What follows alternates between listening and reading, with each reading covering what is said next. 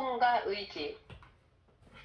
19세기 중에 특히 하르트만에 의해, 여기서 말하는 하르트만이 그 자아심리학에서 그 적응이론 말한 그분인가요? 그 하르트만하고는 다른 분으로 보이죠? 또 아는 사람이 나왔나 해서.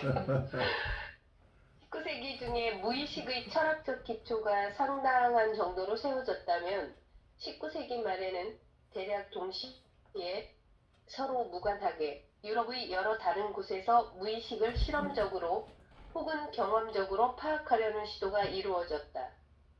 이와 같은 분야의 선구자는 프랑스의 피에르 자네와 오스트리아의 지그문트 프로이드였다. 자네는 주로 형식적 측면의 연구에, 그리고 프로이트는 시민성 증상의 내용에 기여했다. 나는 여기에서 무의식적 내용의 의식으로의 변환을 상세히 묘사할 입장이 아니고 대략적으로 보여주는 것만으로 만족해야겠다. 제일 먼저 이루어진 것은 이른바 시민성 증상의 구조를 무의식적 과정에 관한 가설로 설명하는 일이었다. 신경증, 노이로제 증상학의 측면에서 프로이트는 꿈이 무의식적 내용을 매개할 수 있음을 추정하게 하였다. 이때 그가 무의식의 내용이라고 발견해낸 것은 완전히 의식화할 수 있고 따라서 다른 조건에서도 개인적 성질의 의식적 요소로 이루어져 있는 것으로 생각되었다. 그에게 무의식적 내용들은 도덕적으로 양립될 수 없는 성질 때문에 억압된 것들인 듯이 보였다. 그것은 마치 망각된 내용들처럼 과거의 어느 때의 의식되었고 의식의 측면에서 어떤 반작용이 일어나 의식의 문턱 아래로 들어가 버려 상대적으로 재생될 수 없게 된 것이다. 그 잃어버린 내용은 길잡이가 되는 연상, 즉 의식에 보존되어 있는 특징에 주의를 집중함으로써 기억술 훈련에서처럼 재생할 수 있었다. 망각된 내용들이 그 문턱값에 내려감으로써 재생될 수 없는 데 비해 억압된 내용이 상대적으로 재생 불가능하게 되는 이유는 의식에서 억제되기 때문이다. 이러한 최초의 조사 결과에 따라 당연히 무의식은 개인적 차원에서 이해될 만한 억압 현상으로 해석되었다. 무의식의 내용은 이전에 의식되었으나 지금은 상실된 요소들을 말했다. 프로이트는 원시적 기능 양식의 형태를 지닌 원초적 잔재들도 계속 존재한다는 사실을 인정했다. 그러나 그는 이것 역시 개인적 차원에서 해석하였다. 이러한 견해에 따르면 무의식적 정신은 의식된 마음의 문턱 아래에 있는 부속물인 듯 보인다. 프로이트에 의해 의식화된 내용들은 그것이 지닌 의식 가능성과 본래의 의식성 덕분에 가장 수월하게 재생될 수 있는 것들이었다. 이것들은 무의식적 정신에 대해서 의식의 저편에 어떤 정신적인 것이 존재한다는 것을 증명해줄 뿐이다. 아직 재생 가능한 망각된 내용 역시 같은 사실을 증명한다. 이 내용들이 의심할 여지 없이 충동 영역과 밀착되어 있다는 사실이 아니었더라면 무의식적 정신의 성질을 밝히는데 이 내용들은 별반 도움이 되지 못했을 것이다. 우리는 충동 영역을 생리학적으로, 즉 주로 선 기능으로 간주한다. 이러한 생각은 내분비, 즉 호르몬에 관한 현대적 학설로 강력하게 뒷받침된다. 그러나 인간의 충동에 관한 학설은 충동을 개념적으로 규정하는 것뿐만 아니라 그 수와 한도를 확정하는 것이 엄청나게 힘들기 때문에 다소 곤란한 상황에 처해 있다.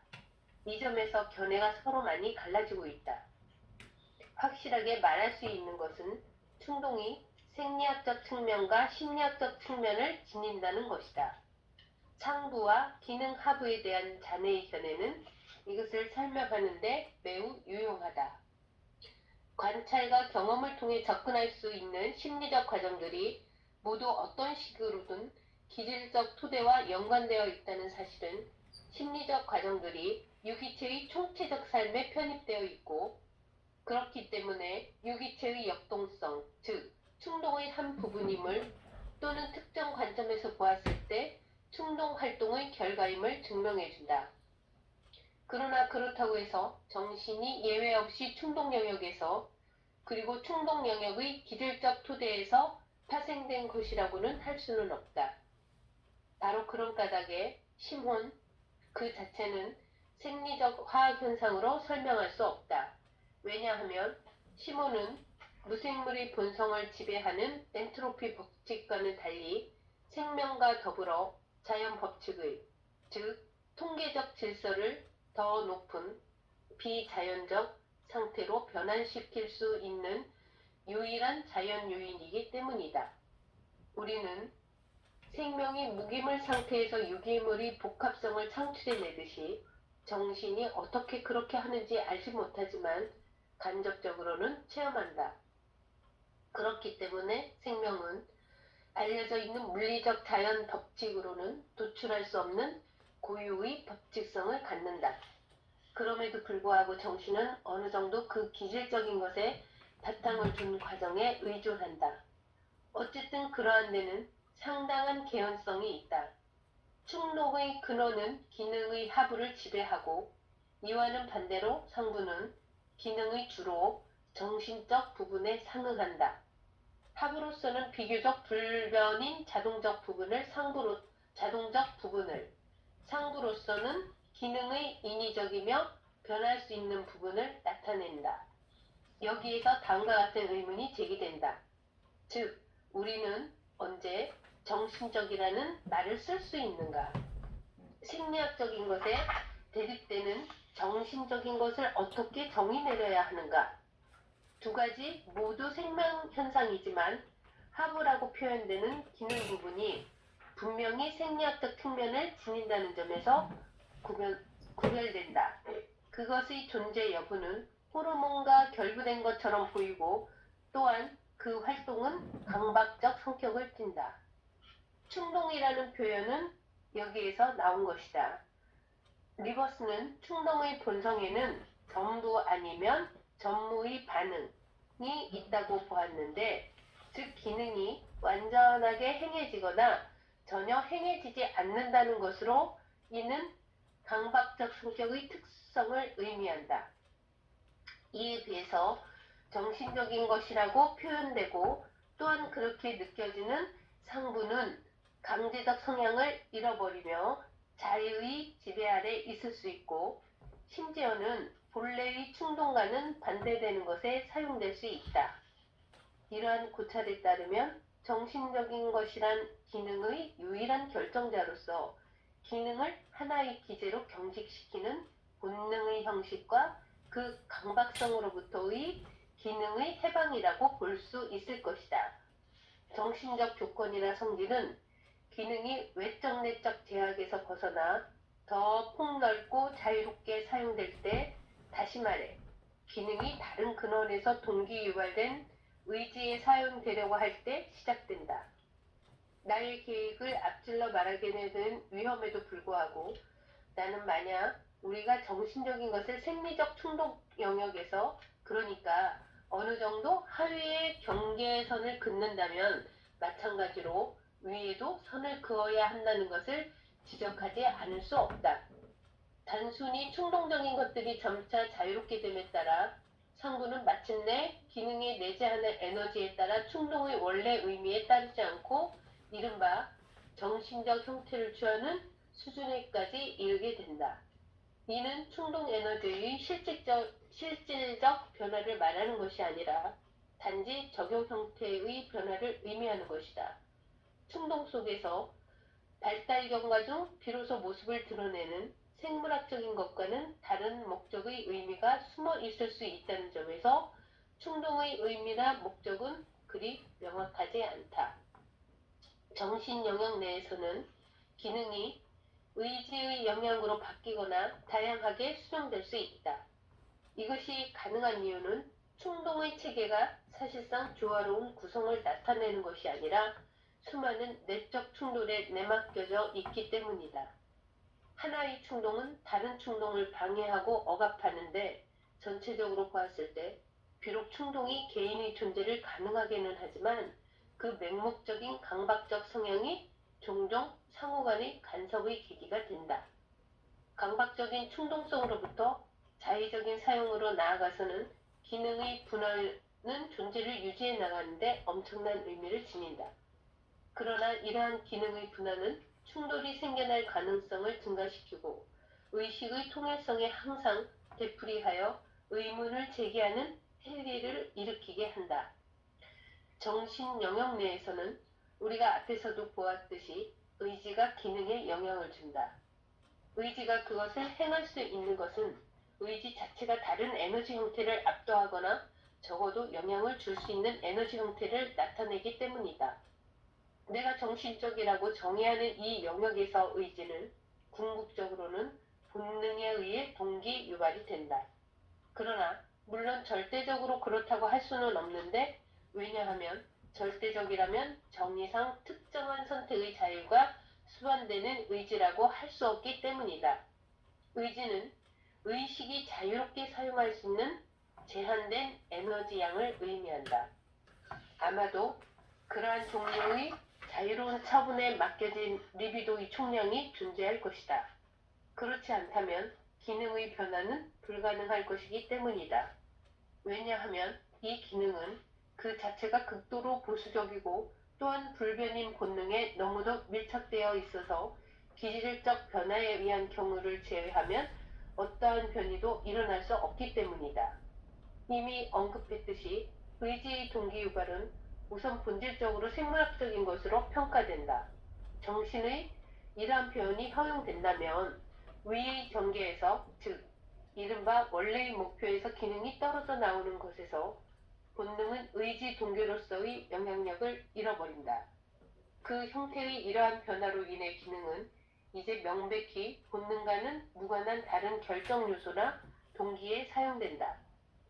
이로써 나는 다음과 같은 주목할 만한 사실을 지적하고자 한다. 즉, 의지는 정신 영역의 한계를 넘어설 수 없다는 것이다. 의지는 본능을 감지할 수 없고 정신을 지배할 수 없다. 정신을 지능이라고만 이해하지 않는다면 말이다. 정신과 본능은 그 성질상 자율적이며 두 가지 모두 의지의 적용 영역을 같은 방식으로 제한한다. 내가 정신과 충동 간의 관계가 어떤 것인가를 추정하는 것은 뒤에서 밝히도록 하겠다. 시몬이 아래로는 유기적 물질의 바탕으로 사라지는 것처럼 위로는 소위 정신적 형태로 이행하는데 이 정신적 형태의 본체는 충동의 유기적 기초만큼이나 알려진 것이 없다. 내가 고유한 정신이라고 표현하는 것은 의지에 의해 영향을 받는 모든 기능에까지 이른다. 순수한 충동성은 어떤 의식성이 있다고 할 수 없으며 또한 그런 것을 필요로 하지도 않는다. 그러나 의지는 경험적 선택의 자유 때문에 기능을 수정하기 위해서 그 자체의 의식성과 같은 더 상위의 신급을 필요로 한다. 의지는 기능의 목표와는 다른 목표를 알아야 한다.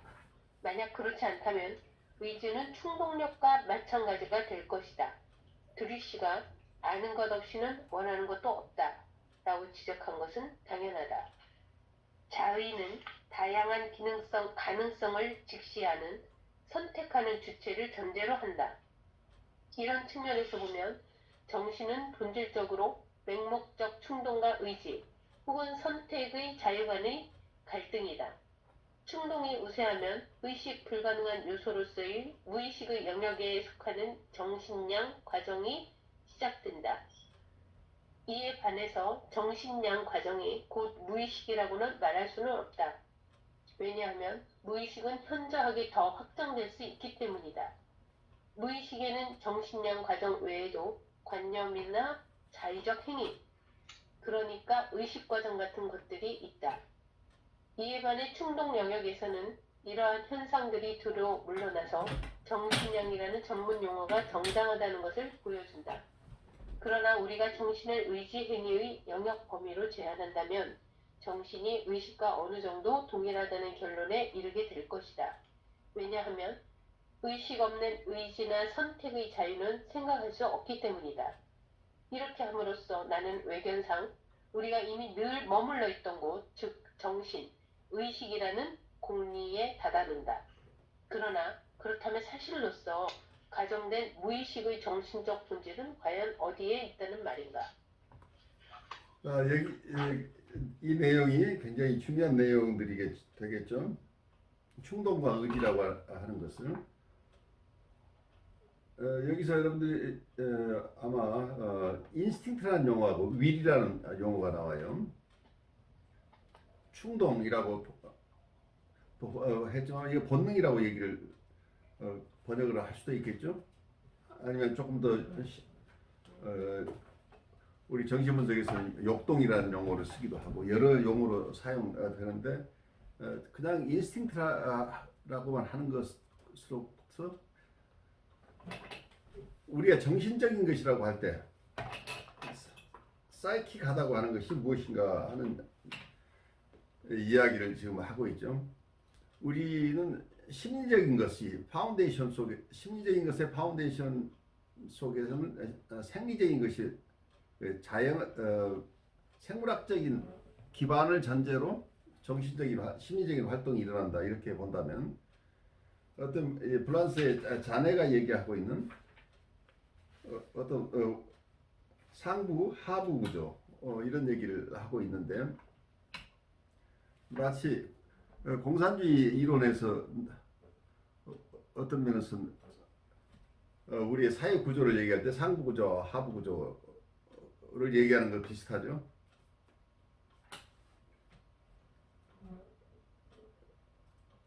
우선 생물학적인 배경에서 이 본능이라는 게 있는데 이 본능 자체로만 살아간 충동이나 본능에 의해서만 살아간다고 한다면 이런 상태는 심리적이라고 얘기할 수 없다는 얘기죠.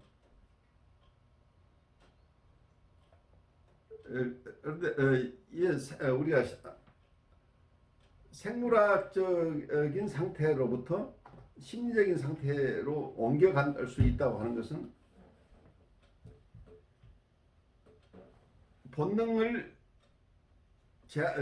본능대로 살지 않고 본능의 어떤 변화를 일으킬 수 있는 어떤 요소가 있어야 되는데 그 요소가 여기서는 will이라고 표현하고 있죠. 의지라고 하는데 의지는 freedom of choice라고 얘기를 바꿔서 얘기할 수 있겠죠. 선택의 자유. 선택의 자유가 있을 때 이게 심리적인 것이다. 사이킥이라는 것, 사이코이드라는 용어를 전 시간에 얘기해 사이코이드라는 말 자체가 정신양이라는 표현을 해서 정신양이라는 말 정신과 비슷한 것인데 정신이라고 할 수 없는 이런 프로세스를 정신양이라고 표현을 했었죠. 이걸 사이코이드라는 표현인데 사이킥하다고 얘기하는 것 심리적인 것 속에서는 의지의 작용이 있을 때 의지에 의해서 본능적인 요소가 변경 가능한 지점이죠. 원래의 타고난 어떤 그런 기능이 그대로 작용되기보다는 여기에 선택의 여지가 있을 때 심리적인 현상이 시작된다고 볼 수 있겠죠. 교수님. 예. 읽으면서 조금 페이지 41쪽의 밑에 보면 의지는 의식이 자유롭게 사용할 수 있는 제한된 에너지 양을 의미한다 이렇게 이제 나와 있거든요. 예. 그러니까 이 의지라는 것이 우리가 의식 안에서 자유롭게 선택할 수 있는 양인데 그게 제한돼 있다라는 양을 의미한다고 하는데 그게 이제 왜 그러냐면 그 다음에 보면 리비도 에너지의 총량이 존재하는 것이다 이렇게 이야기들이 이게 무슨 뜻인가요? 그 의지라는 것이 그러니까 제가 이제 그동안 알고 있던 의지라는 건 얼마든지 어떤 상황에서 내가 초이스 할 수 있는 거 내가 뭔가를 하려고 하는 거에 대한 그런 어떤 선택할 수 있는 것이 그게 어떻게 제한돼 있다라는 게 어떻게 제한돼 되는 있다고 하는 게 결국은 이거 자연과학적으로 에너지 이론으로 설명을 하려고 하거든요. 네네네. 그러니까 아, 그런 에너지 이론. 원래는 본능에는 에너지가 있죠. 네네. 우리가 인스팅트 자체는 어쩌면 에너지가 그 속에 있는데 이 에너지대로 에너지가 원래 어떤 성적 본능이나 공격적 본능이라고 한다면 어떤 성적 활동을 위한 에너지죠. 그리고 네. 공격적인 욕된 공격을 위한 에너지인데 이게 어떤 방향이 결정되어 있죠. 이미 음, 어느 쪽으로 흐를 것인가가 결정되어 있는 에너지다 이렇게 볼 수 있겠죠. 이 에너지가 처음 정해진 어떤 방향으로만 흐른다고 한다면 이건 본능적이고 생리적일 뿐이죠. 그러니까 어, 바이올라지컬 생물학적인 존재는 모든 이게 동물의 상태를 얘기를 하죠. 동물은 이미 처음 태어날 때 어떤 방향으로 에너지들을 쓸 수 있도록 되어 있는데 그 에너지를 본래 정해진 그 방식으로 계속 사용하고 있는 거죠. 여기에 이 프로세스에 변화가 일어날 가능성이 없다고 보는 거죠. 그래서 사람의 경우에는 윌이라는 게 일단 자유의지가 있기 때문에 본능적으로 어떤 방향으로 흐를 수 있는 것들이지만 에너지지만 이것 자체에 변화를 가져올 수 있다고 한다면 이걸 본능에 변화를 주려고 한다면 여기에는 에너지가 있어야 가능하지 않겠어요. 이게 힘의 덩어리인데 본능이 이 본능에 어떤 영향을 줄 수 있으려면 의지가 있어야 된다. 이제 의지 속에서는 프리덤 오브 초이스가 있으려면 이건 일정한 양의 에너지라고 관념을 우리가 생각할 수밖에 없게 되겠죠. 그래서 의지가 자유롭게 사용할 수 있는 제한된 양의 에너지라고 한다면 이게 하트만이 봤을 모든 에너지는 처음에는 본능에게 여러 가지 인스팅트로에게 있는데 이것이 그러니까 이디의 세계에만 에너지가 있다고 본 거죠. 그런데 이게 중립화 이론이 나오죠. 어쩌면 이 이드가 가지고 있는 본능 속에 있는 에너지를 중립화해서 이고 자체의 에너지로 바꾼다는 개념이 나오죠. 그래서 이고 자체는 원래 에너지가 없는 이런 정신 기구였는데 이게 중립화를 통해서 에너지가 이고 자체가 쓸 수 있는 이고 스스로가 쓸 수 있는 에너지를 가져온다 이런 개념을 얘기를 하고 또 하나는 어떤 면에서 갈등으로부터 자유로운 영역이라는 개념 우리의 생각이나 어떤 우리가 계획을 하거나 생각을 하거나 여러 가지 우리의 정신 기능은 반드시 이런 본능으로부터 온 것이 아니지 않느냐 하는 얘기를 반드시 어떤 갈등 구조를 거쳐서만 에너지가 나온다 이런 개념을 벗어나서 갈등으로부터 자유로운 영역이 있다고 한다면 그래서 어쨌든 이고 스스로가 사용할 수 있는 에너지량이 있다고 보는 부분이죠. 우리가 생물학적인 상태와 우리의 심리적인 상태를 구별을 해야 되는 동물과 인간의 차이를 얘기를 하는 거라고 볼 수 있겠죠. 그 생물학적인 이론은 동물 이론인데 여기서 인간 이론으로 바뀌려면 인간다운 게 있어야 되네. 인간다운 것은 무엇이냐? 우리는 선택할 수 있는 자유가 있다. 그래서 본능적으로 어떤 하고 싶은 것이 있지만 이것을 할 것인지 안 할 것인지 어떤 범위에서 자기의 역동대로 따라서 할 것인지 이를 결정할 수 있는 자유가 있을 때 이게 인간적인 품위가 생겨나고 이게 심리적인 존재로서 기능하게 된다는 얘기죠.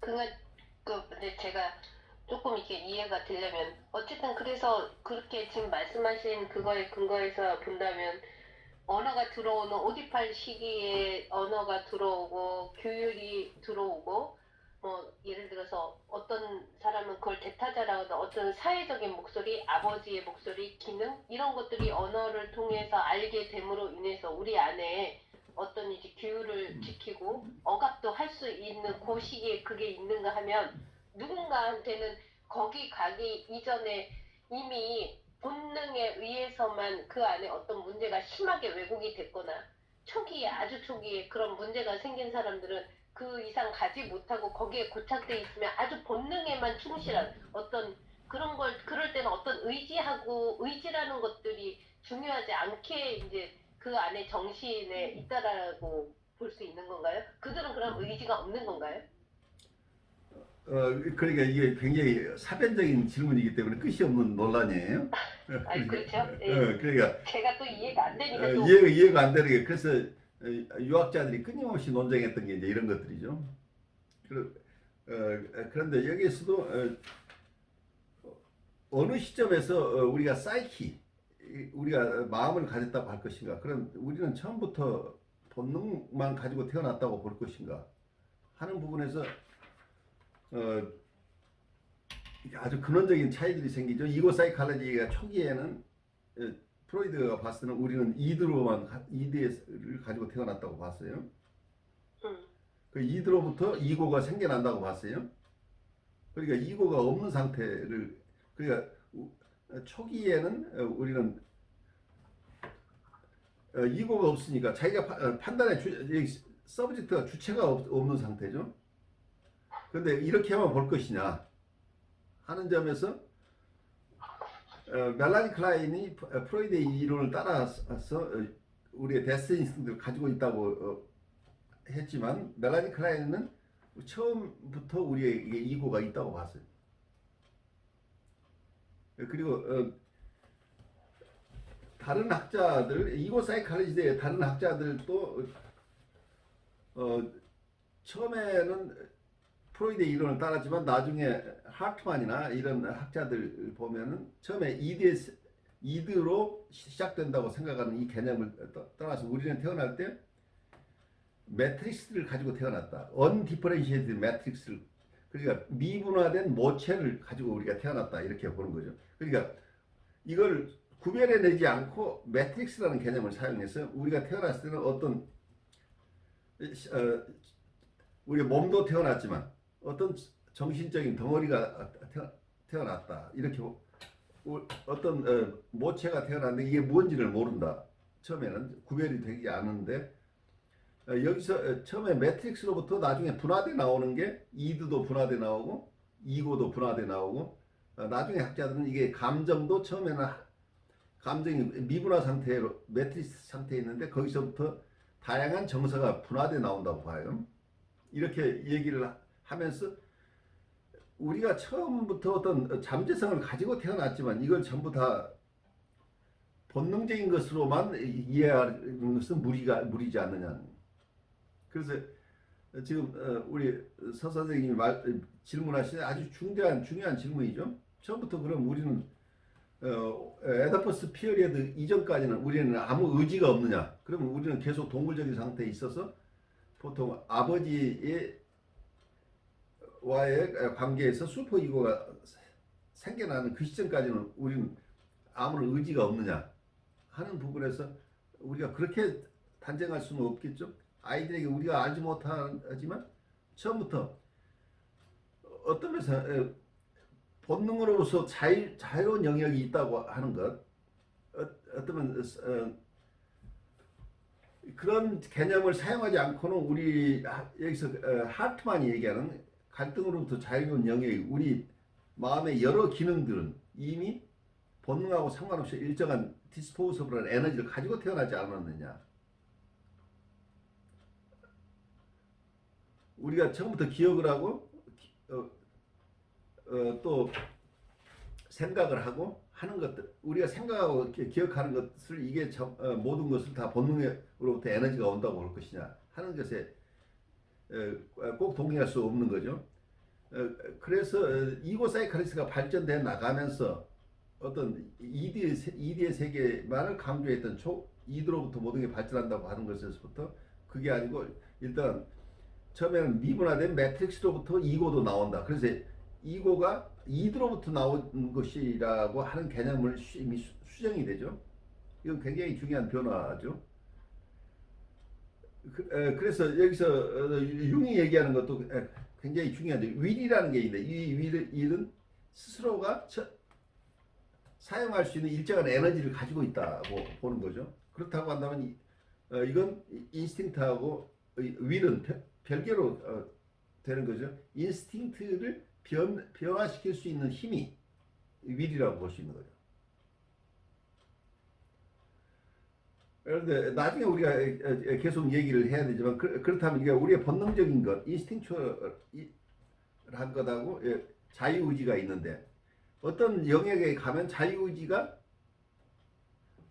자유의지를 넘어서는 여러 영적인 것을 우리가 생각해 본다면, 영적인 세계를 인정한다면, 거기서는 우리의 프리덤 오브 초이스가 더 이상 작용하지 않는 영역이 만약에 있다고 한다면, 이걸 여기서 스피리추얼이라는 용어를 쓰고 있는데, 여기서 번역 과정에서 스피리추얼이라는 말이 정신적인 것으로 그냥 번역돼 있어서 사이킥한 것하고 사이킥하다고 하는 것하고 스피리추얼하다는 것이 별로 구별되어 있지 않고 있는데, 나중에 여러분들이 영어 원문을 가지고 조금 자세하게 볼 필요가 있는데, 이거 시간이 걸리는 작업에서 제가 원서 강론을 하듯이 여러분이 소개할 수는 없어요. 근데 어쩌면 피시올라지컬하고 생리적인 것, 이건 바이올라지컬한 건데, 이때 이 과정을 사이코이드라는 용어를 썼었죠. 정신양, 정신처럼 보이는데 꼭 정신은 아닌 거죠.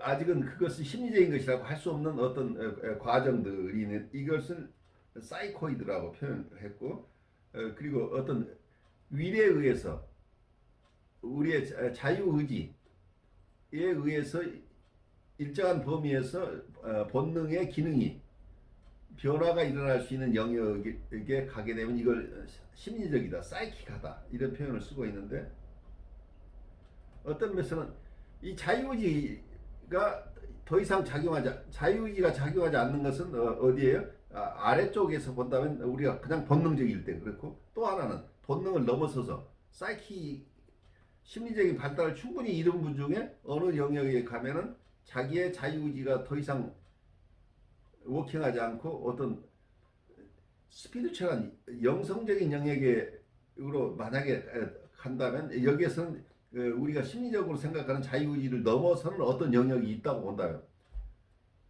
이것도 어떤 무의식 속에는 우리 심리적인 것도 있지만, 그 하부에 생리적인 기능이 있고, 그런데 만약에 그걸 따로 무의식의 영역 중에 또 하나는 스피리추얼한 영역을 우리가 상정한다면, 영성적 영혼이 따로 있다고 한다면, 본능, 심리, 영혼, 이런 것을 우리가 상정해 볼 수도 있겠죠. 그래서 우리가 그냥 본능적인 것으로 태어나서 우리가 거기에 머물러 있을 때 이걸 심리적이다, 생리적인 현상으로서 우리는 기능을 해요. 우리가 그래 자유의지가 없더라도 동물은 태어나면 자기의 태어났을 때 가지고 있는 어떤 방향대로 그대로 발달해 나가죠. 때가 되면 어느 정도 성장해서 그 뒤에는 짝짓기를 하고, 그리고 살다가 때가 되면 사망하는 거죠. 이 과정은 자유의지가 없는 상태에서 사라지는 거죠. 이거 그래서 생물학적이고 생리적이죠. 이런 삶이 인간에게도, 만약에 우리의 자유의지가 충분하게 발달하지 않은 삶을 산다고 한다, 우리가 원시 상태에서 프리미티브한 인류들은 이런 상태로 살았을 가능성도 있죠. 자기의 개인적인 어떤 따로 의지가 있다고 한다면, 의지를 가진 사람들, 의지를 가지는 주체가 있어야 되잖아. 의지는 초이스 오브 프리덤 오브 초이스라고 하려면 어떤 선택할 수 있는 자유가 있으려면 자유에는 그 주체가 있어야 되는. 그 서브젝트라고 하는데 이 서브젝트를 이고라고 부르건 스토리라고 부르건 어떤 주체가 필요한데 이 주체가 자유의지를 향유하고 있을 때 이때 이걸 보통 여기서는 이고라는 개념을 사용하고 있는데 그게 어려운 게 의식적인 어떤 의식적인 주체뿐만 아니라 무의식적인 주체를 또 상징할 수 있다고 하는 부분이에요. 우리가 무의식 속에서도 뭔가 생각하는 것 같고 꿈도 꾸고 여러 가지 것을 무의식 속에 한다면 무의식의 주체가 있을 거다. 무의식 속에서도. 그러면 이 주체는 우리가 의식 속에 있는 주체하고 같이 그냥 이고라고 부를 것이냐 아니면 그건 다른 이름으로 부를 것이냐. 무의식적인 활동 속 우리의 무의식 속에서도 어떤 서브젝트가 있다는 개념을 사용하지 않고는 무의식에서 일어나고 있는 여러 가지 현상들을 무의식의 파운데이션에서 나중에 의식적인 활동으로 옮겨오는데 이 심리적인 무의식 속에서 심리적인 어떤 기능들 활동들이 이루어지고 있다면 그 주체를 무엇으로 부를 것이냐 하는 큰 이슈가 생기고 또 하나는 고도로 우리가 인간이 성숙해 가면서 우리가 영성적인 것을 추구한다고 한다면 이 영성적인 것은 우리의 자유의지를 내려놓을 때 영성적인 것이 가능해진다. 이런 영역도 우리가 단순하게 사이킥 심리적인 것, 심리적인 현상으로만 볼 것이냐, 심리적인 현상을 넘어가는 어떤 영성의 세계, 영혼의 세계의 것으로 볼 것이냐 하는 이런 여러 가지 생각을 해볼 수 있죠. 어떤 면에서는 융 스스로도 이런 고민을 한 내용이 이렇게 적혀 있기 때문에 그 내용이 사실 굉장히 쉽지 않고 어느 것 하나 분명하지 않아요. 분명하지 않기 때문에 여러분들도 융이 어떤 생각을 했을 것이라는 추정과 함께 여러분 나름대로는 이런 현상을 어떻게 소화할 것인가 하는 것은 또 우리의 몫이기도 하죠. 그래서 원문 자체도 굉장히 어렵고 또 번역한 내용 자체도 쉽지 않아요. 왜냐하면 그걸 이 융의 얘기를 어떻게 알아듣느냐에 따라서 번역 내용도 달라질 수 있겠죠. 그래서 이 내용을 여러분들이 이해하면서 이 챕터뿐이 아니고 계속해서 우리가 여기서 어떤 심리적인 과정, 생리학적인 과정 뿐만이 아니라 그 주체는 누구인가 하는 것이 같이 얽혀 들어가죠.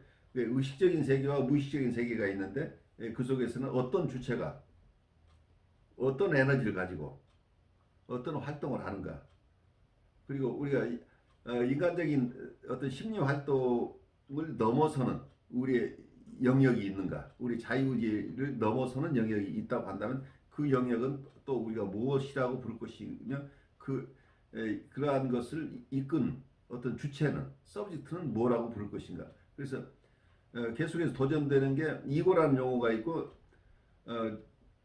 융이 나중에 융의 얘기 속에 우리의 셀프라는 용어가 있죠. 그럼 이 이고와 셀프의 관계는 어떻게 이해할 것인가 하는 여러 가지 우리가 개념으로 세워서 이해해야 되는데 그 개념은 이런 어떤 개념으로 접근하는가는 학자마다 굉장히 다를 수 있겠죠. 그리고 융의 같은 글을 소화해내는 사람도 각자가 가진 퍼스펙티브 때문에 조금 다르게 해석할 수 있는 여지도 얼마든지 있겠죠. 그래서 이런 융의 이 글을 읽으려면 우리의 플렉서빌리티, 마음의 플렉서빌리티가 있어야 되기 때문에 우리가 무엇을 외워서 이것을 이건 이렇게 정의하니까 이렇게 해야 돼. 이거 틀렸어, 맞았어 보다는 조금 더 다양한 측면에서 융의 생각을 이해할 수도 있겠다고 하면서 조금 열어놓고 가면서 좀 더 융의 생각이 좀 더 클리어해지는 시점에 가서 우리 마음도 정리될 것이다 하는 여지를 남기고 가는 게 좋겠어요. 그래서 융의 글을 읽을 때마다 내가 지금까지 이해하고 있던 것에 대한 의문을 계속 가지면서 읽을 수밖에 없어요. 왜냐하면 그만큼 융의 의식적으로 표현된 부분과 융의 무의식이 이 속에 같이 있기 때문에 내가 의식적으로 이해하는 부분과 내 무의식이 계속해서 어떤 의문을 제기하고 어떤 부분에서 수긍하고 하는 부분이 같이 있기 때문에 의식과 무의식의 영역이 함께 우리가 공부하는 과정 속에서는 어떤 때는 혼란을 주기도 하고 어떤 우리에게 위안을 주기도 할 거예요. 제 얘기 드리면서 예, 네네. 말씀하세요. 정확한 어떤 개념적으로 이렇게 들어오지는 않지만 교수님이 좀 설명을 하시니까 왠지 그냥 안에서 느껴지는 건 왠지 이렇게 어떤 그 막연하게 내가 느꼈던 어떤 무의식 안에 상당히 광활함이 이게 좀 느껴지고 좀 어떤 부분에 대해서 굉장히 아카데믹하게 이 사람이 상당한 연구나 이런 것이 대단하구나 하는 그러면서 좀 이론적으로 그냥 제 개인적으로 이론적으로 이론을 볼 때 그리고 어떤 세상을 볼 때 삶을 볼 때 어떤 이렇게 단선적으로 보지 않는 좀 더 다양한 측면과 더 깊이 있게 볼 수 있는 부분이 좀 더 확장되는 것 같은 느낌이 좀 드는 것 같아요. 저는 이제 그 의식의 흐름에 정말 맡겨서 그냥 편안했고요. 한 가지, 그러니까 이제 이 융이 정말 이 무의식이라는 어떤 정말 너무나 엄청난 세계인데 그것에 대해서 이제 그것을 개념화하고 그것을 인지적으로 지식적으로 뭔가 알리기 위해서 얼마나 많은 구석구석 정말 이렇게 생리학적으로 뭔가 또 정신적으로 이런 부분들을 아주 갈고 닦고 하면서 이게 그 추출, 그 무의식이라는 어떤 그 세계에 대해서 보이지 않는 너무 추상적인 세계, 광활한 세계에 대해서 그것을 수면 위에 떠올려서 얼마나 보이고 그런 이러다라고는 아니지만 이런 거가 될 거야라는 것을 끌어오기 위해서 얼마나 많은 그런 그 노력의 흔적, 또 연구의 흔적 이런 것들을 이렇게 볼 수 있는 것 같고요. 또 하나는 그러니까 이 부분에 대해서 정말 이렇게까지 디테일하게 생각해보지 않은 분야인 것 같아요. 그러니까 정신적인 세계라는 것이 본능을 거스리고 본능과는 반대되고 그리고 선택의 자유 또 뭔가 또 그 본능의 어떤 기능을 거기에 따라 완전히 맹목적으로 따라가는 것이 아니라 그것을 통제하기도 하고 관리하기도 하고 하는 어떤 그런 것이라는 것을 이렇게 보면서 이런 세계에 대해서 과연 내가 이제까지 이 나이 먹도록 50 넘게 살아오면서 내가 이런 부분에 대해서 과연 생각을 많이 해봤을까?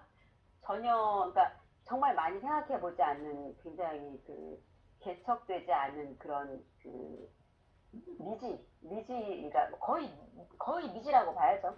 그런 부분에 대해서 뭔가 이렇게 열어주는 눈과 귀와 의식과 이런 세계들을 열어준다고 생각을 하니까 되게 그 자체만으로도 좋은 것 같고 그래서 그냥 그러니까 알 듯 모를 듯 모를 듯 알 듯 이렇게 그렇게 하지만 완전히 다 이해할 순 없지만 그러나 그런 얘기겠구나라는 것은 또 알게 되는 것 같아요. 저도 비몽사몽간에 요 새벽에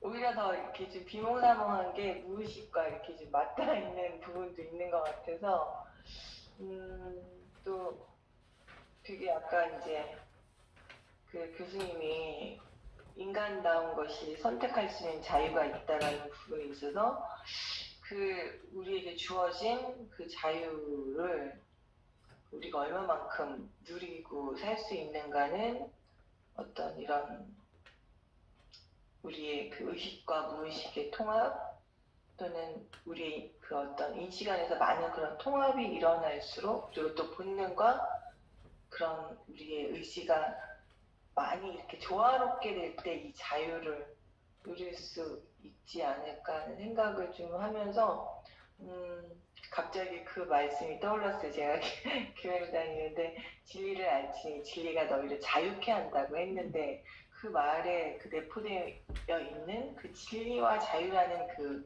그 정의에 대해서 늘 이렇게 생각을 하거든요. 근데 참, 어떻게 보면 우리가 이 정신분석을 공부하는 것도 진리를 알아가는 하나의 과정인데 알면 알수록 그만큼 우리의 자유가 확장되어가는 경험을 하면서 정말 이 정신분석을 만난 게 너무 감사하다 이런 생각을 다시 한번 해봤습니다. 그래요. 교수님께도 감사드리고. 아니 무슨 말씀을 여기에서 번역으로 봐가지고는 우리가 잘 드러나지 않는 부분을 제가 한두 패러그래프 영문 가지고 좀 설명을 드릴게요. 왜 나도 여러분들에게 설명하기 힘들어지는지. 그것이 우선 굉장히 작은 패러그래프 같은데 42쪽 처음에 아까 처음 우리 선생님께서 의문을 제기했던 그 지점부터 본다면 의지는 의식이 자유롭게 사용할 수 있는 제한된 에너지 양을 의미한다 라고 얘기를 하면서 그 부분 패러그래프 41쪽 처음부터 한번 우리가 조금 오늘은 여기에 머물러서 얘기를 좀 나눠보죠. 왜냐하면 진도를 나가는 것보다 이 부분이 더 여러분들에게 중요할 것 같아서. 정신영역 내에서 41쪽 마지막 패러그래프 보시면 정신영역 내에서는 우리가 앞에서 보았듯이 의지가 기능에 영향을 준다. 의지가 그것을 행할 수 있는 것은 의지 자체가 다른 에너지 형태를 압도하거나 적어도 영향을 줄 수 있는 에너지 형태를 나타내기 때문이다. 내가 정신적이라고 정의하는 이 영역에서 의지는 궁극적으로는 본능에 의해 동기유발이 된다. 그러나 물론 절대적으로 그렇다고 할 수는 없는데 왜냐하면 절대적이라면 정의상 특정한 선택의 자유가 수반되는 의지라고 할 수 없기 때문이다. 여기서 어떤 정신적인 의지라고 윌 자체를 본능과 완전하게 구별해낼 수 없다고 하는 것이 또 우선 여기서 이해되죠. 본능이 있음으로써 거기에 대해서 어떤 변화를 주고자 하는 어떤 의지도 생겨나는 것이지 본능과 전혀 무관하게 어떤 의지가 작용하는 것은 아니다. 그렇지만 이 의지 자체는 본능에 의해서 동기유발이 되기는 하지만 절대적으로 그렇다고는 할 수 없다고 하는 얘기가 왜냐하면 만약에 절대적으로 본능에 의해서 의지가 동기유발이 된다고 한다면 선택의 자유가 수반되는 의지라고 할 수 없다. 본능에 의해서만 움직여지는 의지라고 한다면 그것도 의지라고 얘기할 수 없다고 하는 이런 여기서 반전이 생기죠. 그래서 의지는 의식이 자유롭게 사용할 수 있는 제한된 에너지 양을 의미한다. 여기서 제한됐다기보다는 일정한 양이라는 개념으로 우리가 생각을 하면 어떨까 싶어요. 의지 자체가 스스로 사용할 수 있는 제한된 에너지 양을 가지고 있어야 이걸 설명할 수 있다. 이제 이렇게 되겠죠. 그래서 아마도 그러한 종류의 자유로운 저원에 맡겨진 에너지의 총량이 존재할 것이다. 그래서 의지가 사용할 수 있는 에너지 총량이 존재한다. 라고 그러니까 이것은 본능으로부터 오는 에너지하고는 별개의 에너지 원이 있다고 하는 거죠. 나중에 이고사이칼리스트들이 이고사이칼리나 클래시컬한 정신분석이 공격받는 이유 중에 하나가 이고가 에너지가 없는 이고라는 개념을 상정을 했기 때문에 그것을 정신기고라고 할 수 없지 않느냐. 자기 에너지가 없는데 자기 스스로 행동할 수 있는 에너지가 없는 이고는 굉장히 허약한 이고를 허약한 이고라고 보는 거죠. 관념상. 이 이고는 그래 나라고 하는 나는 스스로의 어떤 에너지가 없어서 본능이 가지고 있는 에너지를 중립화시켜서 쓸 수밖에 없다. 라고 이렇게 얘기를 한다면 이고의 그 허약함이다. 처음부터. 그런데 어린아이는 어떠면 셀프 사이칼리나 어떤 셀프를 중심으로 얘기하는 분이나 이고가 처음부터 있다고 하는 분들을 생각할 때는 아이는 태어나면서부터 어떤 여러 가지 정신 활동을 하는 것으로 보인다. 사람을 알아보기도 하고 기억하기도 하고 이런 것들이 태어나면서부터 그 기능을 이미 가지고 있는 것처럼 보이는데 이게 이거나 이게 모든 것을 본능이론으로 설명하는 것은 어렵다고 보는 견해들이 있어서 우리는 처음부터 본능으로 태어나는 게 아니라 우리는 처음부터 셀프를 가지고 태어난다. 혹은 이거를 처음부터 가지고 태어난다고 하는 이런 이론들과 이런 이론들이 점차 어떤 클래시컬한 이론하고 다르게 우리가 이드로부터 시작하는 이 이론으로부터 이고 중심의 이론으로 가고 또 이고 자체도 그러니까 처음부터 어떤 셀프 중심으로 하는 이론들 이런 이론들 속에서는 이런 우리의 인간의 기능들을 어떻게 이해할 것인가 하는 것을 초기부터 우리가 어떤 주체성을 가지고 태어나는가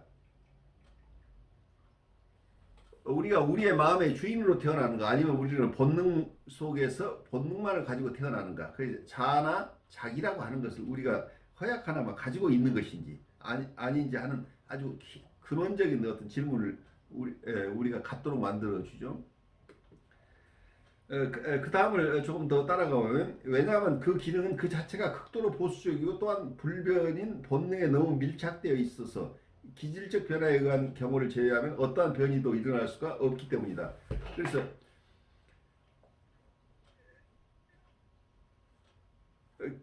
여기서 본능에 따라서는 어떤 본능 자체에 어떤 영향을 줄 수 있기 위해서는 다른 어떤 에너지가 필요하다는 얘기를 이렇게 설명하고 있는 거죠.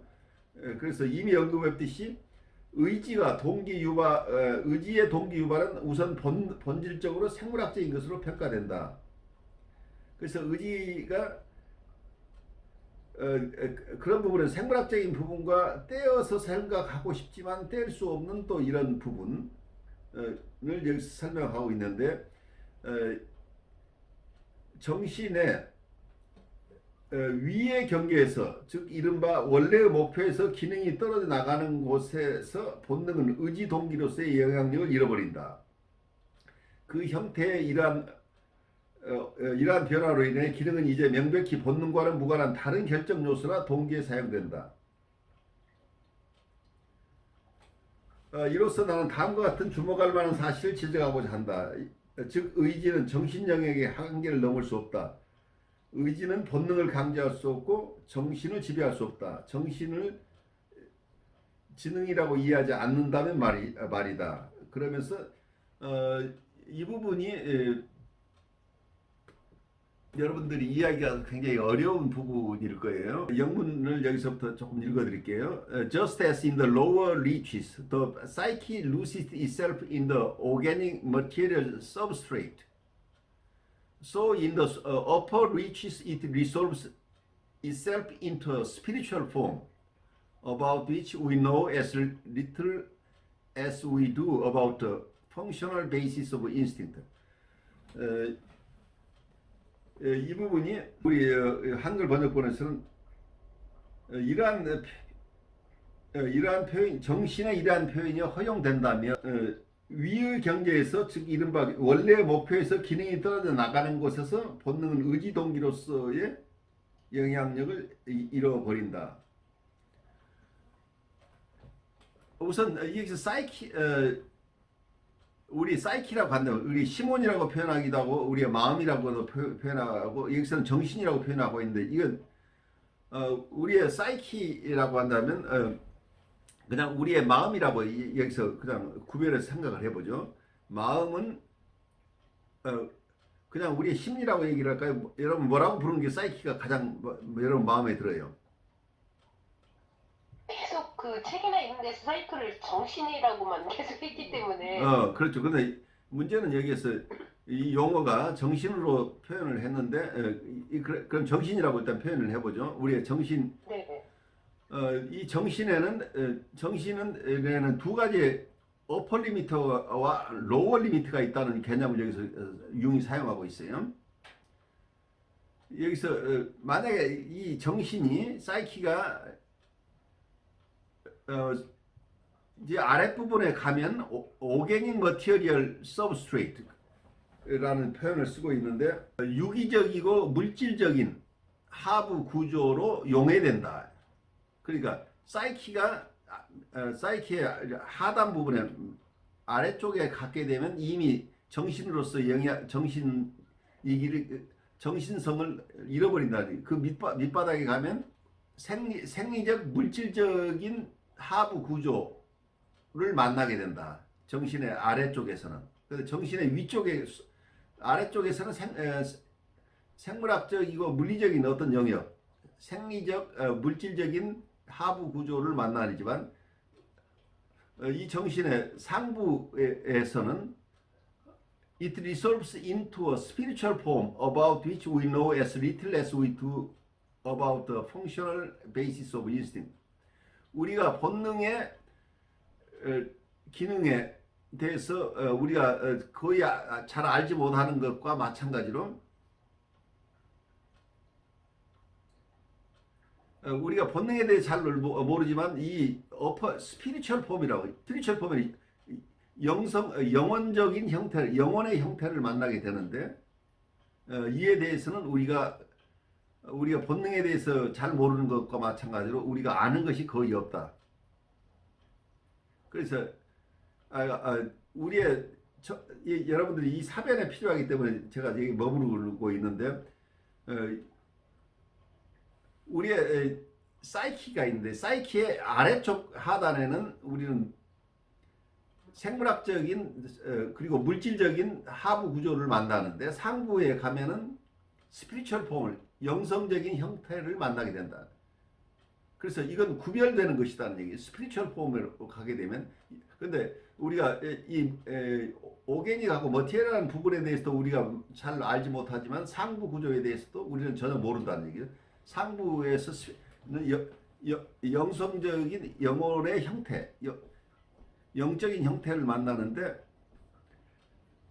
그래서 여기서 what I would call the psyche proper extends to all functions which can be brought under the influence of a will. 내가 여기서 고유한 정신이라고 얘기할 때는 이 고유한 정신은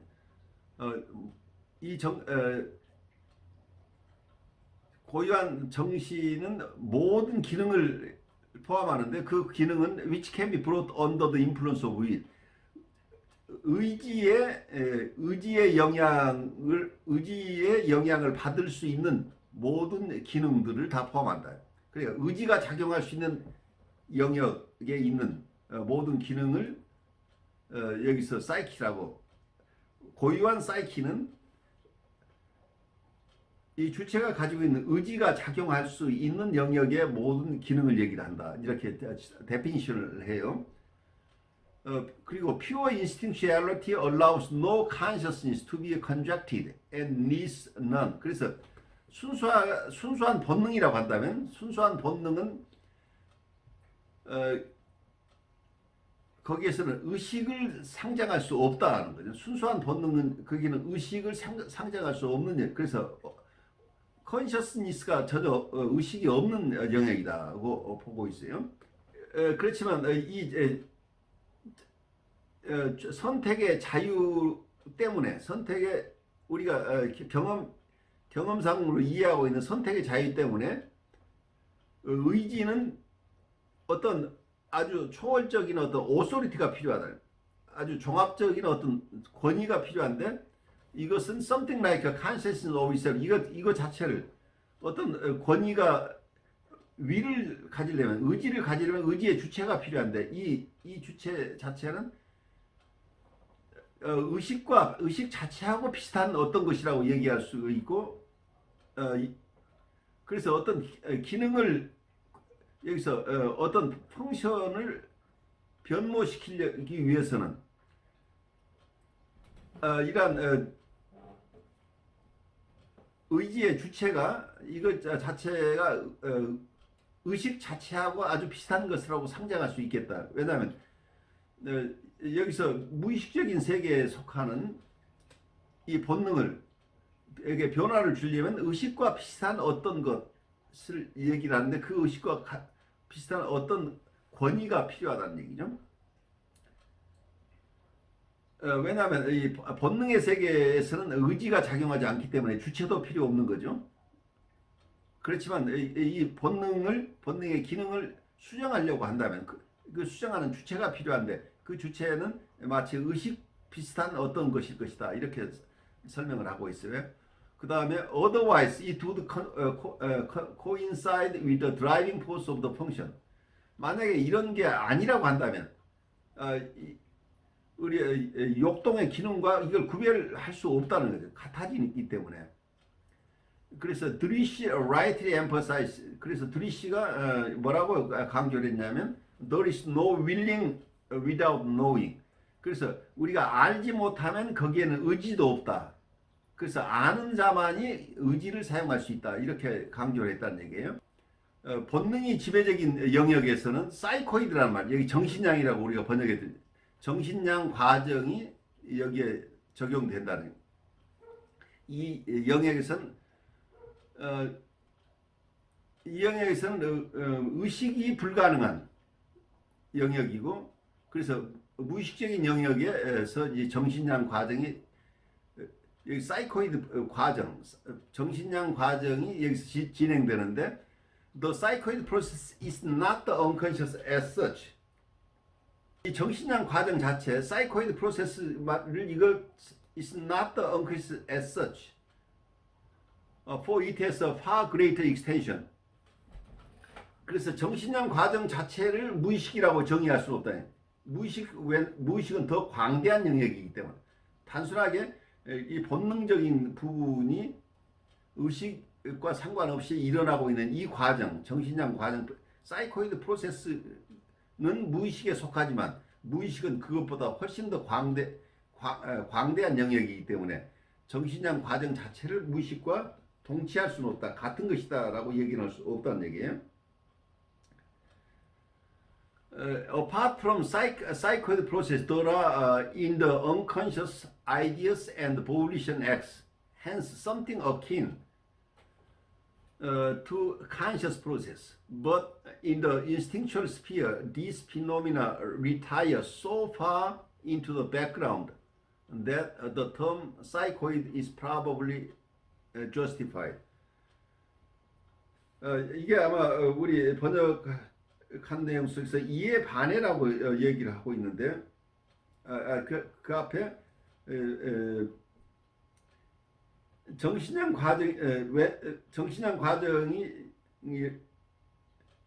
과정이 곧 무의식이라고 말할 수 없다고 하는 부분에서 우리 번역서를 보면 왜냐하면 무의식은 현저하게 더 확장될 수 있기 때문이다. 무의식에는 정신량 과정 외에도 관념이나 자의적 행위, 여기선 volition act라고 하는 것이 의지의 행위라는 의미죠. 여기에 무의식의 세계 속에는 무의식 속에서는 아까 얘기한 사이코이드 프로세스, 정신장 과정도 있지만 그 밖에 아이디어스, 관념과 그리고 volitional acts, 그러니까 의지적인 행동들이 일어나는데 이런 것들은 무의식의 세계라고 하면 굉장히 의식적인 세계하고 아주 닮아있는 이런 관념이나 그리고 본능적 관념이나 의지적인 행동들이 무의식 세계 속에 있다. 그러니까 여기서 여러분들이 벌써 패러닥시칼한 얘기가 나와요. 무의식의 세계지만 그 무의식의 속에서 사이코이드 프로세스뿐만이 아니라 여기에도 관념들이 있고 아이디어스들이 있고 그리고 의지의 행위들이 있는데 이것은 굉장히 의식적인 과정과 비슷하다. 무의식 속의 의식적인 과정과 아주 비슷한 게 있다. 그렇지만 이게 본능적인 영역으로 들어가게 되면 인스팅처 스피어로 그의 무의식 속에 이 본능적인 영역으로 들어가게 되면 충동 영역에서는 이러한 현상들이 뒤로 물러나서 정신량이라는 전문 용어가 정당한 것을 보여준다. 이렇게 번역되어 있는 부분인데 제가 그냥 그 부분을 설명한다면 그렇지만 본능의 영역에서는 이러한 현상들이 배경으로 멀리 물러나기 때문에 사이코이드라는 용어가 아마 정당시 될 수 있을 것이다 라고 이렇게 표현하고 있는 것으로 보이는데, 그러나 우리가 정신을 의지행위의 영역 범위로 제한한다면 정신이 의식과 어느 정도 동일하다는 결론에 이르게 될 것이다 라는 표현을 하고 있는데, 그 부분이 if however we restrict the psyche to acts of the will, we arrive at the conclusion that the psyche is more or less identical with consciousness. 여기서는 우리가 정신을 의지행위의 영역 범위로 제한한다면, 그래요. 의지행위가 작용하는 곳이 정신이라고 제한한다면 결론은 어떻게 되냐면 사이키, 정신은 의식 이상도 아니고 의식 이하도 아니다 이렇게 표현하고 있는데, 의식과 동일하다고 이야기할 수밖에 없겠다는 얘기예요. 정신은 의식이다 라는 결론을 갖는다. 왜냐하면 의지의 영역으로 본다면, 우리가 정신을 의지행위의 영역 범위로 제한한다면 정신과, 여기서 우리가 사이키라고 하는 것은 consciousness다 라고 결론에 이르게 된다. 우리의 정신은 그냥 의식의 세계만을 정신인 것처럼 이런 결론이 나오는데,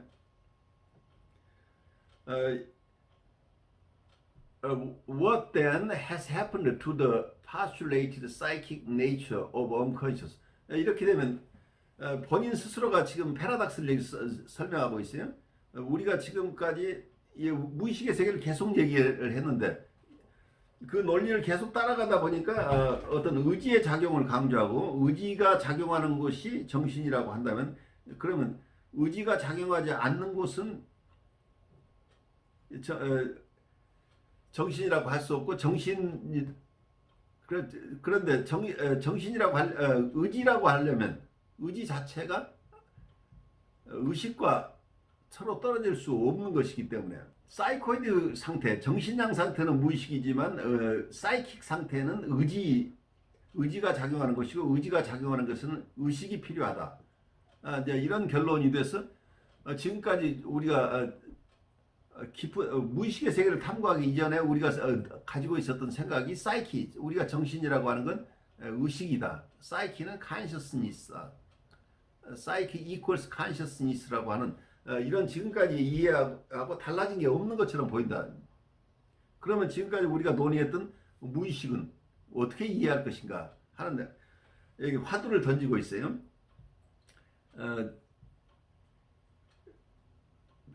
번역된 내용이 있지만 제가 여러분에게 다시 한번 그냥 정제되지 않은 용어로 지금 설명을 해보려고 애를 썼어요. 왜냐하면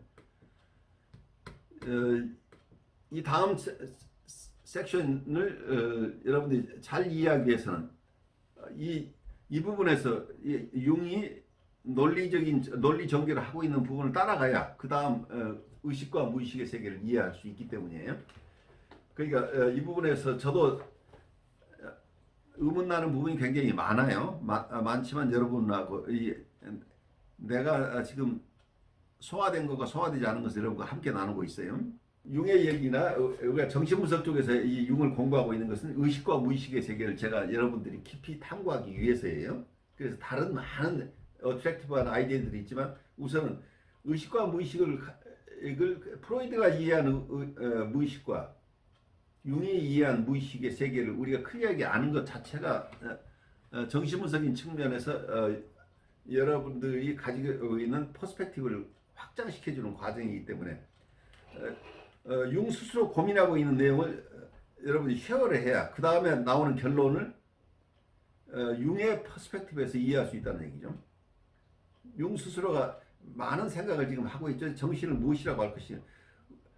그래서 의식과 무의식을 자기가 무의식에 대한 가설을 세웠는데, 사이키와 인스팅션한 본능적인 세계, 그리고 스피리추얼한 세계, 이걸 넘나들면서 이런 관념을 무의식의 세계에 자기가 내린 관념하고 조화를 시키는 것이 굉장히 어렵다는 거죠. 무의식의 세계에 대한 가설을 세웠는데 그 무의식의 세계 속에 굉장히 의식적인 요소들이 또 숨어 있으니까 그럼 무의식과 의식을 구별하려고 했는데 결국은 구별되지 않는 이런 모순의 패러닥시칼한 포지션에 있는 것으로 보여요. 그래서 이분이 그 패러닥시칼한 사유 과정을 진솔하게 보여주고 있다고 보는. 그러니까 이걸 다 깔끔하게 정리해서 결론은 이거야라고 설명해 주는 것이 아니고 자기 스스로 사유하는 과정을 하나하나 이렇게 설명했기 때문에 우리도 융이 고민하는 것만큼 고민하지 않고는 따라갈 수 없는 이런 프로세스를 지금 보여주고 있어요. 교수님 설명 없이는 이걸 좀 이해하기 되게 어렵겠다. 또 이걸 또 따라서 하면 아까 그렇게 나온 것처럼 의지가 기능에 영향을 준다. 의지가 기능에 영향을 줄까? 이미 기능이 있어서 그 기능 때문에 의지가 되는 건 아닐까? 이렇게 막 따라가기 시작하니까 제가 너무 복잡해가지고. 그렇죠. 그게 사변적으로 생각하면 다 이런 가능성들이 있고 그런 질문이 계속 네, 있어야 네, 돼요. 네. 그 질문을 통해서 우리가 이론이 되나가는 거죠. 네, 그래서 그렇게 하고 또 아주 이렇게 작은 부분을 제가 이제 조금 이렇게 정통 그 초기 프로이드적인 그런 부분에서 조금 제가 강의를 들은 내용 때문에 이걸 또 이렇게 이해하려고 하니까 상당히 좀 다르게 조금 이게 접촉이 좀 되고 그런 부분에서 좀 어려움이 있었지만 좀 교수님이 설명을 해 주시니까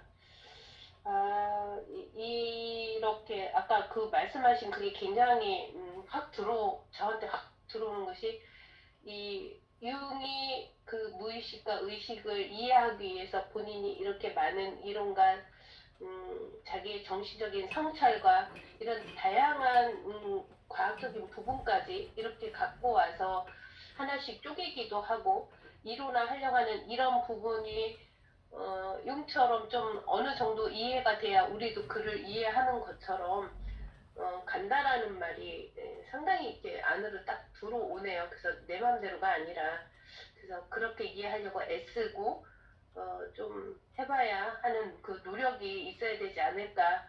그리고 좀 교수님이 그렇게 좀 설명을 해주시니까 좀 이해가 되고 이렇게 조금 이렇게 자리 잡고 있는 뭘 얘기하려고 하는 건지에 대한 이런 부분이 이렇게 좀 이렇게 분단이 이렇게 나뉘고 있다라는 느낌이 들어서 아주 괜찮았던 것 같아요. 좋은 시간이었어요. 네.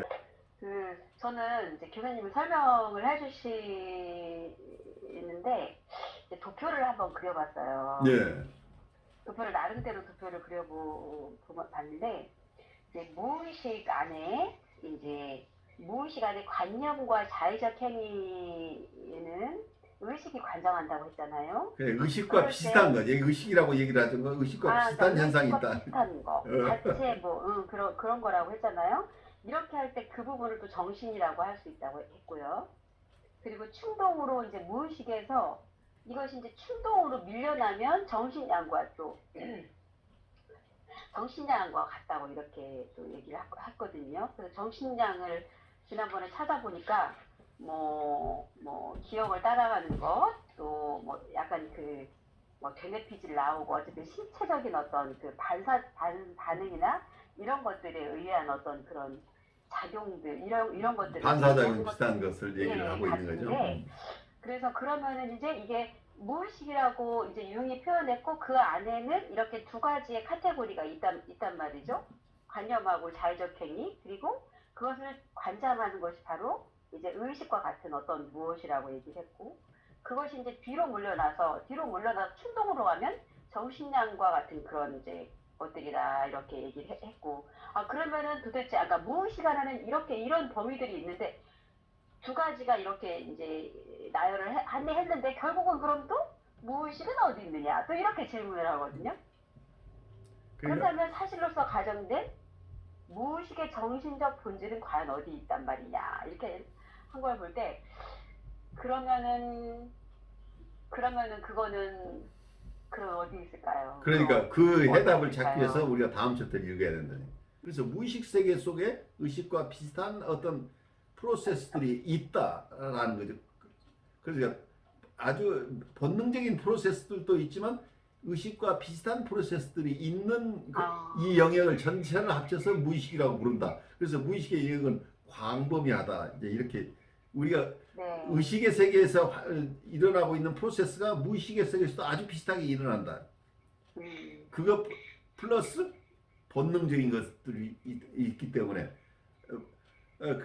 그리고 그 속에서 여기서는 의지적인 행동이나 그 volitional acts라고 표현되고 또 하나는 ideas라고 하고 관념들이라고 하는데 관념들이란 말은 어떤 면에서는 여러분들이 플라톤의 철학에서 이데아라고 하는 것과 같은 거죠.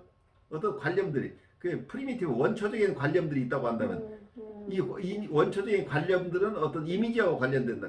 그래서 그 융의 얘기를 우리가 공부해 나가면서 그 어떤 상들이 출현한다 하는 얘기들 계속 나오게 돼요. 그 상은 관념과 연결되는 거죠. 아이들은 먼저 아이들의 사고방식은 처음에는 언어가 없는 세계에서는 판타시를 많이 가지고 있죠. 판타시는 결국은 어떤 융식으로 얘기하는 이미지죠.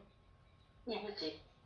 이미지로부터 또 어떤 생각들이 어떤 관념들이 나오죠. 그러니까 이게 프리미티브 띵킹 프로세스라고 얘기를 할 수도 있죠. 그러니까 멜라니 클라인의 이 클라이언들이 환상의 개념을 굉장히 넓게 봐요. 그 띵킹 프로세스를 어떤 환상의 프로세스를 거의 무의식적인 생각이라고 밖에는 할 수 없을 만큼 환상을 넓게 이해하는 게 멜라니 클라인의 대상관계 이론이에요. 그렇다면 이 판타시 세계를 이렇게 넓게 인정하는 것이 어쩌면 융의 지금 입장과 상당 부분 닮아 있는 부분이 있다고 저는 느껴요.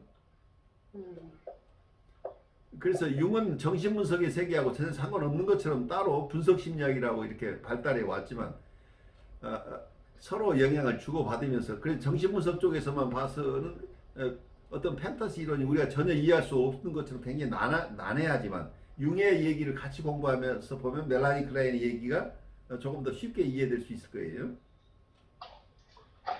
용어가 다를 뿐이에요. 오도록 기대가 되네요. 무의식이 어서 오라. 그러니까 다음 공부가 기대가 되네요. 어떤 내용이 들어있을지. 그러니까요. 무의식이 어떨까. 그러니까 여러분들 이게 클리어하게 이게 다 이해돼 버리면 그 다음 공부할 의미가 없어요. 근데 융의 얘기를 따라와도 계속 우리는 혼미 속으로 빠져들죠. 컨셔스니스와 언컨셔스가 오고 가고 그 속에 무의식의 세계가 좁아 보였는데 굉장히 넓어지고 근데 넓은 세계가 의식의 세계하고 구별이 안 되고 이런 혼란스러움을 우리에게 주고 있기 때문에 이걸 마지막에 의식과 무의식의 세계를 어떻게 구별해내는지 한 주 동안 여러분들 이거 고민할 부분이에요. 그래서 이게 지식으로보다 여러분들 사유 과정을 통해서 여러분의 마음의 작용이 넓어진다는 얘기.